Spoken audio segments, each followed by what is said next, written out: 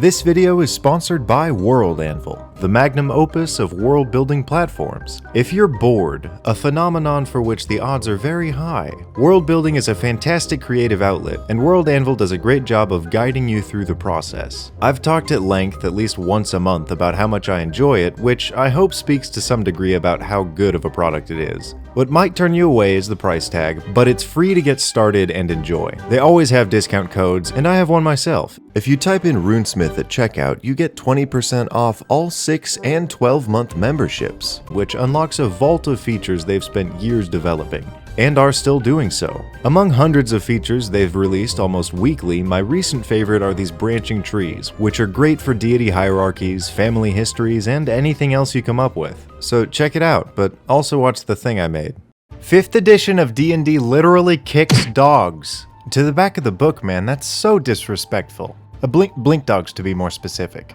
I'll state my argument right now. Blink dogs are fantastic creatures that deserve so much more respect than they've pretty much ever been given. It took me a long ass time to find any info more than blink dog no like blurry cat in literally anything Wizards has ever published. But I'm a genius because I know what Google is, and I found a single source. As a segment in Dragon magazine, specifically the 269th edition posted in March of 2000, 3 months after Philip J. Fry got fucking owned with that icy wiener prank, we were allowed more than 2 sentences about blink dogs. Oh, and Displacer beasts were coddled in 5th edition, so I have literally all I need. Okay, so my Segway exploded during a freak ski accident, so I'm gonna have to start this history lesson without a competent transition.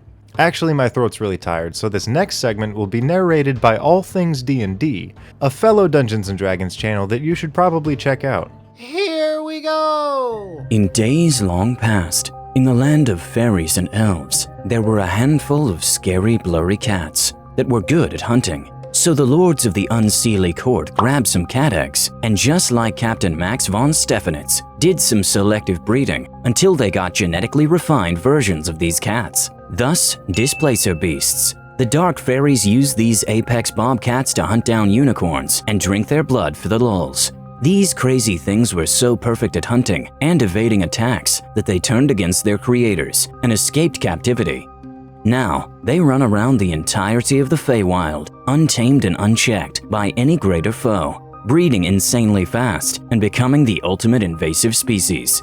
You know, like domestic house cats. Guys, the birds are dying because of Mittens and Snowball. This is serious!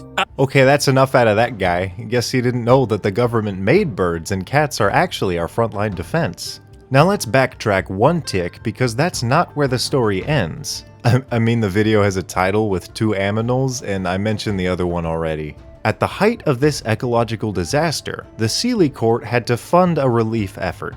As a result, blink dogs mysteriously came into existence. And by mysteriously, I mean no one wrote down where they came from. These creatures have a nearly celestial level of righteousness pulsing through their veins, and immediately set out to quell the Displacer beast fire. Allied with the warriors of the Seelie court, they stopped the Fae from essentially falling apart due to a cat infestation. So there's a sweet little history lesson from a place that doesn't actually exist, so let's jump on down to what these creatures actually are, starting with the sinister Displacer beast. These, monstrosities. I guess they're not Fae because of biological engineering. Anyway, these hideous insults to nature aren't just predators, they're murderers. They kill for food, but when they're done killing for food, they kill for fun. And then they kill for money. And then for their country, and then for fun again. Sometimes hunting in prides, but often alone, these muscular kitties started bleeding into the real world when they lost their little war, and now they're running around eating our babies. They either have 8 legs like a spore creature, or there's a second cat shoved up their butt. But anyway, this makes them move pretty dang fast. Being from the Feywild, a land of trickery and illusions, they have the ability to project their bodies more like wavelengths than solid objects, appearing as though they're several places at once. Also, these tentacles are clearly themed after cats' tongues, their little barbs, and yeah. So to sum them up, nasty cats who love killing and lie to your eyes before they rip them out with their tentacles. On to the dogs. These extra good boys and girls are as intelligent as the average person and speak their own fucking language. That blew my mind at first, but then I realized that they also gave giant elk their own language too, called giant elk. Dude, I want to speak giant elk. Fuck learning small elk, that sucks. Okay, so blink dogs get their name from the simple ability to teleport instantly up to 40 feet every 6 seconds or so. I find it a little interesting that it's described as blinking out of existence, which means they don't use the astral plane or the ethereal plane as a sort of tunnel. They just die and then re-exist. That's fucking metal. In the ancient tome that I found, it says they have loose control over this ability and trigger it by mentally giving it a sort of command, like go close enough to bite that guy, or get away, and it interprets these commands during that instant, so it's not perfectly accurate. Regardless, oftentimes during fights, they choose to go for flanking each time they warp. Blink dogs almost always hunt in packs and share this absolute hatred for displacer beasts. If one ever sees the other, there will be a battle and one of them will die.